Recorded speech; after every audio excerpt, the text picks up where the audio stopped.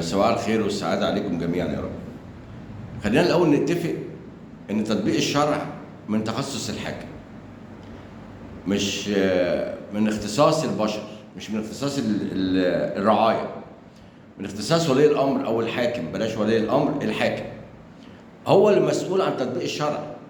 أنا مسؤول عن تطبيق الشرع لنفسي، لكن مش هفرضه على الناس، مش بتاعتي. السؤال اللي أنا عايز أسأله للعلمانيين: هو أنت بتحارب الحجاب ليه؟ ضرك في إيه؟ أنا حضرتك رافضه، أنت حر، شأنك، مش أنا اللي هحاسبك. إحنا الاتنين هنقف قدام ربنا نتحاسب، وأنت حر. رافضه، أنا موافق عليه، أو أنا أختي، مراتي، بنتي موافقة عليه، أو واحدة معينة موافقة عليه. أنت بتحاربه ليه؟ حاجة أنت رافضها، شأنك، لكن ما تحاربهاش. مش في حرية؟ ما اللي بتلبس بيكيني في حرية، واللي بتلبس ضيق في حرية. طب اللي لابسه نقاب او اللي لابسه حجاب ما في حرية، هي ما ضرتكش في حاجة. يبقى انت بتحارب ليه الحجاب؟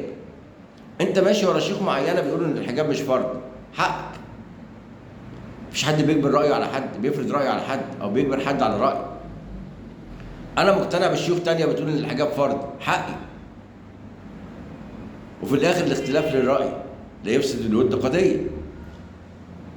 هتقولي ده موضوع ديني، موضوع ديني ما بينك وبين ربنا سبحانه وتعالى، مش ليا انا.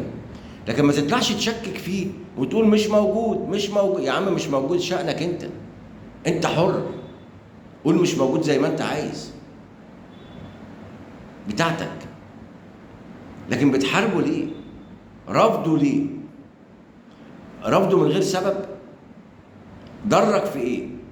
يا ريت قبل ما ترد عليا انا بسألك انت، رد على نفسك انت الاول. قول انا رفضه ليه وبحاربه ليه وضررني في ايه؟ طالما في حرية، اللي قلع حرية يبقى المستورة حرية، اللي لابسه بكيني حرية يبقى اللي لابسه نقابها حرية. ده اللي انا اعرفه في بلد الحريات.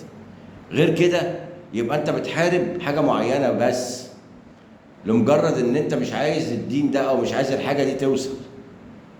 بس ده اللي انا اعرفه برضه. ربنا يهدينا جميعا ويتوب علينا ربنا.